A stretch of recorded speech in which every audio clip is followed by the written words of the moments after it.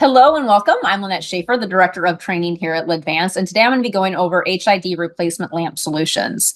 So before we get into all the products, it's really important for us to understand some basic concepts.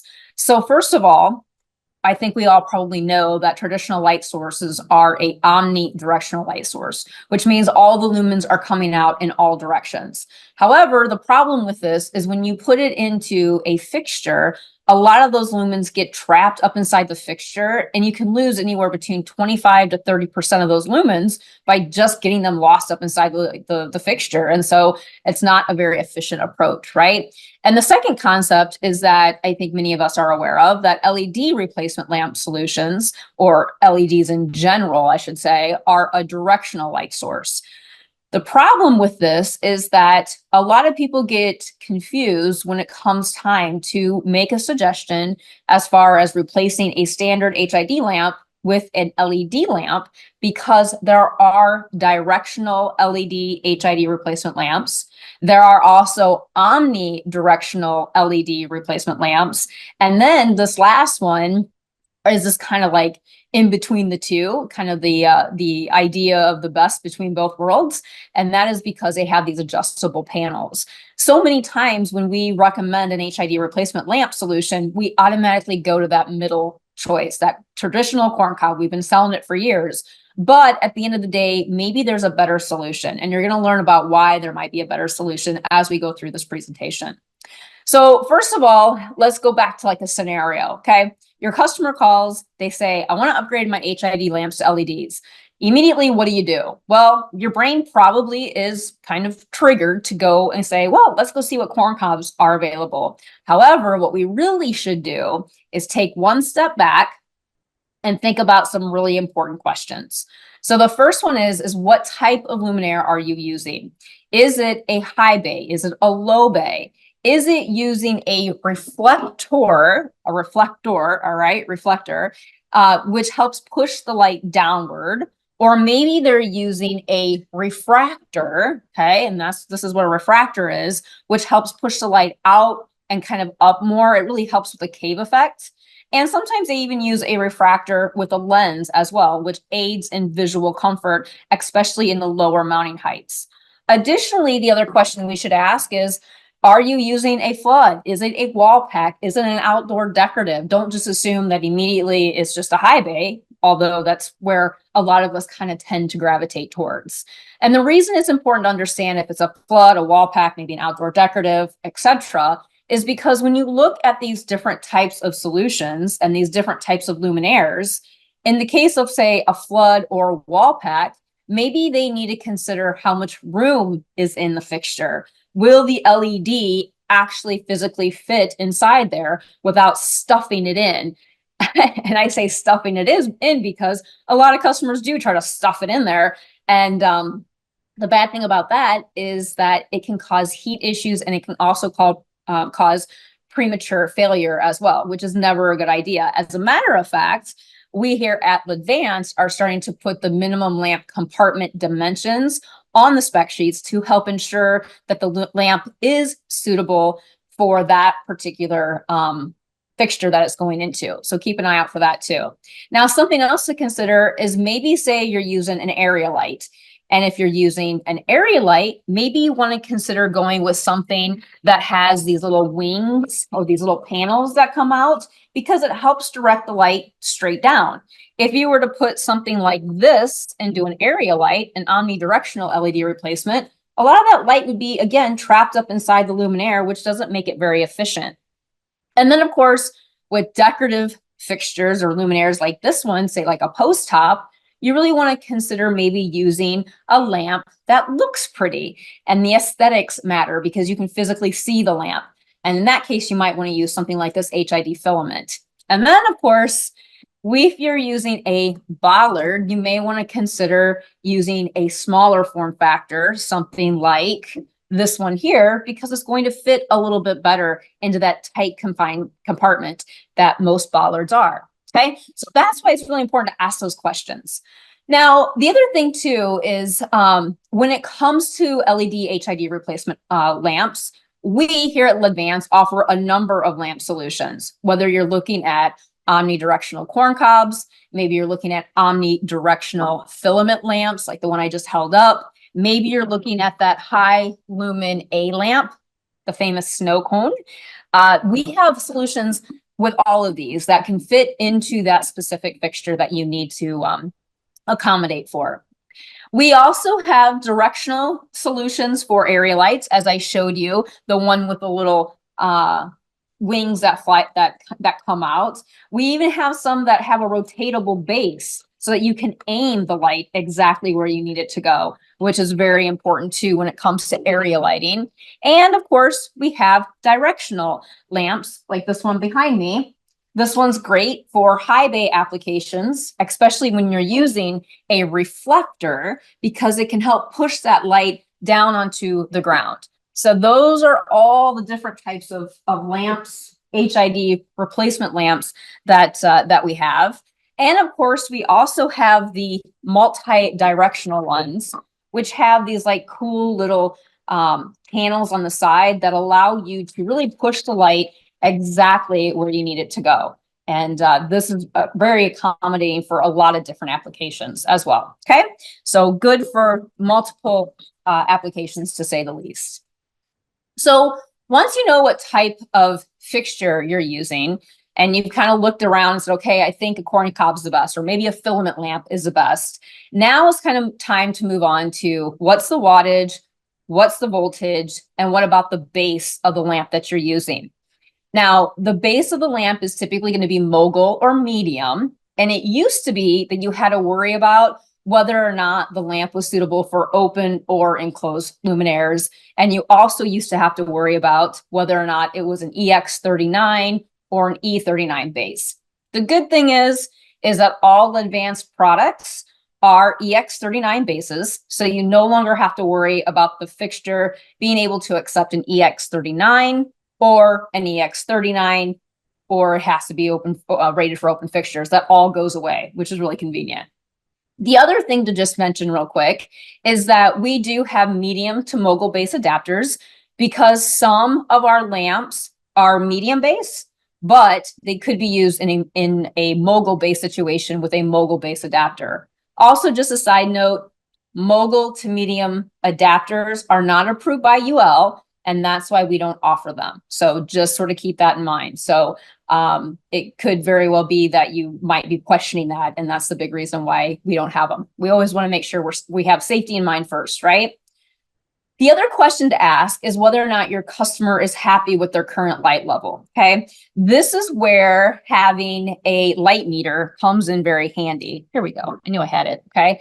The light meter allows you to go around and ensure that the levels are within the appropriate recommendations, because it's all about safety and security and ensuring that you're taking care of your customer by ensuring that they have the right amount of light in the application. So a light meter comes in very handy in those situations. So once you have these questions answered, you can now begin to kind of narrow it down and provide the best solution for your customer. And part of providing that best solution is recommending the appropriate lumen output too. So how do you do that? And especially when one manufacturer says, oh, this is equivalent to that, and another manufacturer says, no, this is equivalent to that, and they're completely far off, right? So this is how you do it. This is, in my opinion, how you do it. Of course, you can always look on those spec sheets, but just know some manufacturers will be a little bit less lenient, and some of them will be super aggressive. So it's really hard to always go off of what that spec sheet says. Instead, what I like to do is look at the current lamp they're using. You can look at the spec sheet for that current lamp or Google search it, and you can find out what that traditional light source is using as far as lumens go. And of course, we also know that if they're using a traditional light source, it's an omnidirectional light source. And as we just learned, between 25 and 30% of those lumens are getting lost up inside the fixture, especially if they're using a traditional reflector. Maybe not quite as much as being lost if they're using a refractor. But at any rate, good rule of thumb is about 25 to 30%. So let's go through a little scenario on how to determine what lumen output is recommended. And in this scenario, we are going to use a 400 watt metal halide of course, we said it's an omnidirectional light source, okay? So we know that this lamp comes in at 35,000 lumens. And we also know that it is going to be about 25% less, because 25% of those lumens are definitely not hitting the work surface because they're getting lost up inside the luminaire. We know that on day one. And that's the reason why back in the day, we used to overkill the lighting, too much light, because we knew also that metal halides, or HIDs in general, reduce in lumen output. That's called lumen depreciation. So typically what happens is after, say, about 15,000 hours, those lumens are going to reduce by 50%, which is drastic. So that 35,000 lumens now goes down to 17,500. Now, we also know that on day one, it's just way too bright because, again, we over-designed knowing that we were going to lose lumens. But of course, at 15,000 hours later, there may not be quite enough light. So the question is, well, what do you recommend? Okay. So here's what we do know. Okay. So 35,000 is too many lumens. That's a brand new traditional light source. 17,500 was too little of light. So just in the middle, about 26,250 is probably just about right.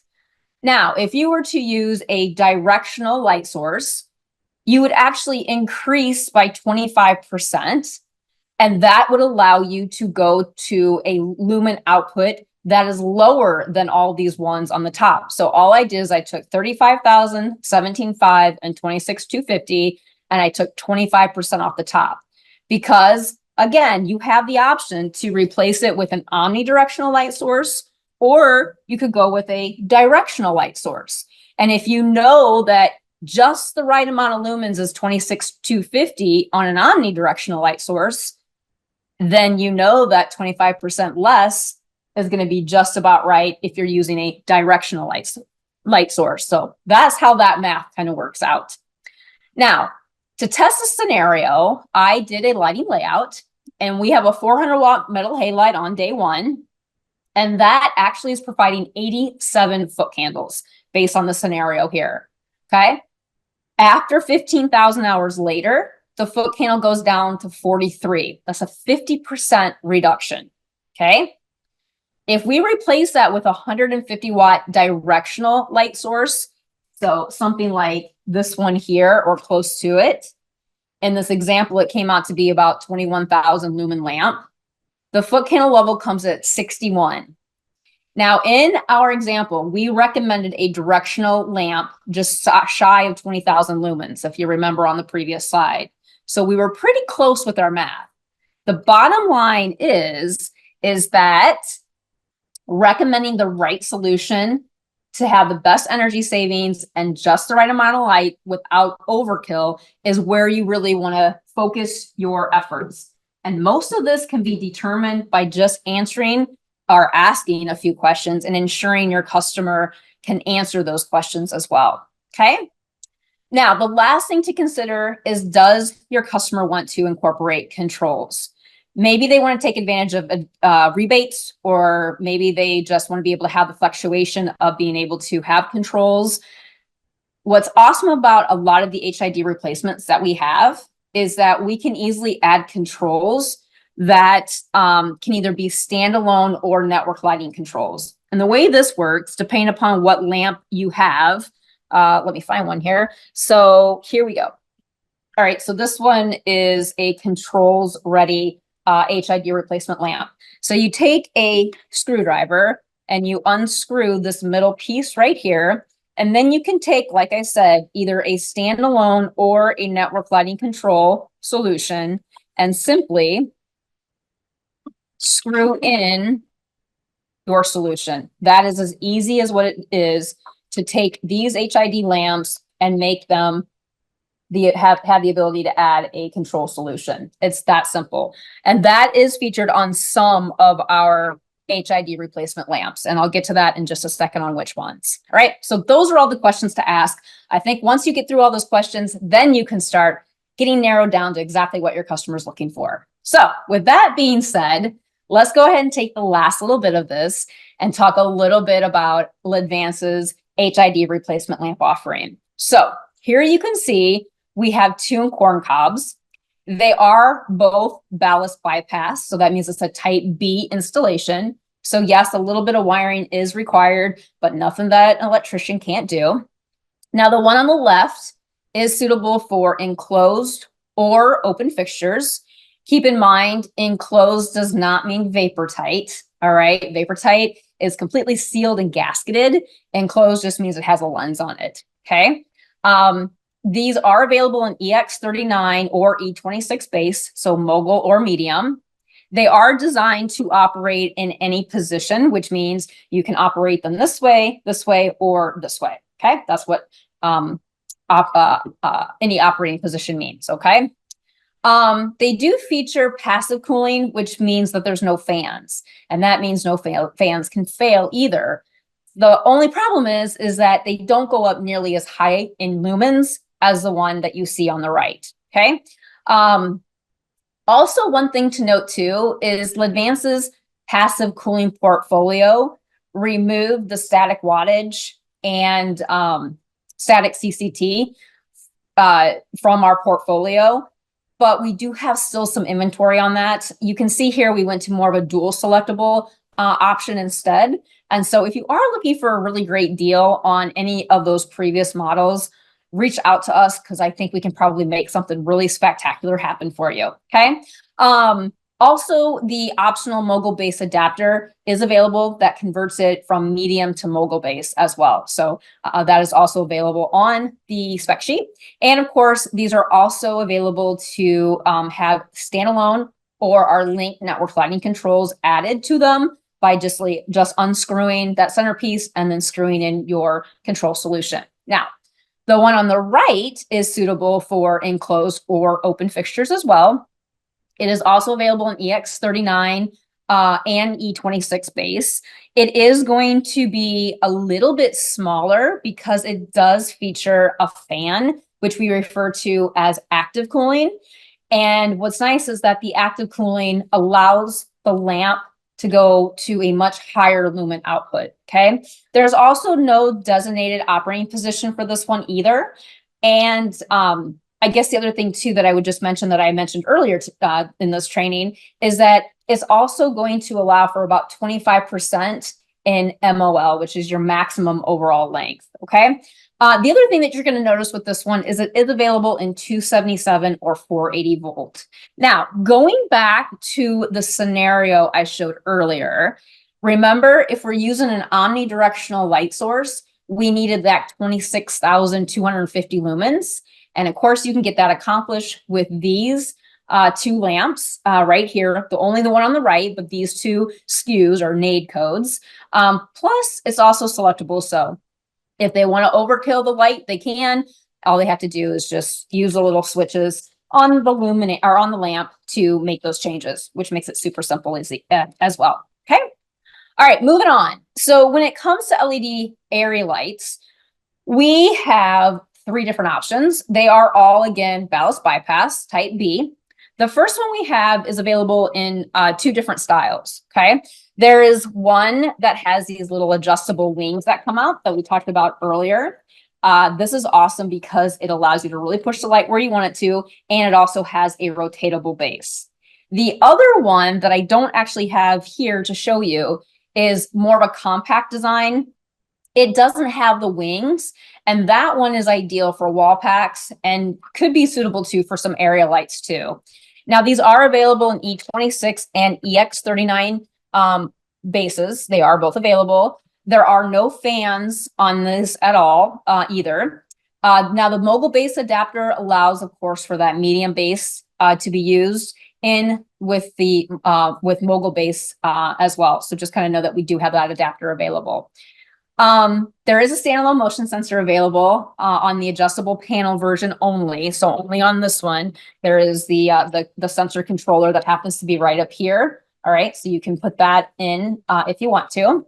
And then the one on the far right, I'm sorry, the middle one, I'm getting ahead of myself here. The middle one is our awesome filament lamp. Now this can be available in either frosted or clear finish. The one I'm holding is clear. It does have a glass envelope. It is available in E26 or EX39. It is suitable for enclosed or open fixtures. There is no designated operating position, which is also a bonus. There's multiple sizes, the A21, the ED28, and also the ED37. And again, the mogul base adapter allows for that medium base to be used in mogul type situations. This is great when aesthetics matter, especially like in post tops and other outdoor luminaires where you can actually see the lamp. So think about where you could use this filament lamp as well, okay? And then the last one, the snow cone. This is a medium base lamp. This one is not suitable for outdoor fixtures with air vents, by the way, okay? So not suitable for outdoor fixtures with air vents. It is available in the A21, A23, and PS25. These are really good for bollards and also post tops. They're not so suitable for low bay applications. They just don't fit very well in that type of application. And as a friendly reminder, you guys do see Energy Star here on this one, but just know in January of 2025, Energy Star does drop off and you will no longer see it available on this lumen, the omnidirectional A lamp. Energy Star is just changing their requirements, and Energy Star is basically kind of going to the wayside. So that's the reason for that. Okay, so those three are all suitable for a lot of different area and outdoor light type applications. And then we also have, as far as directional light sources too, we have two, and these also are type B ballast bypass.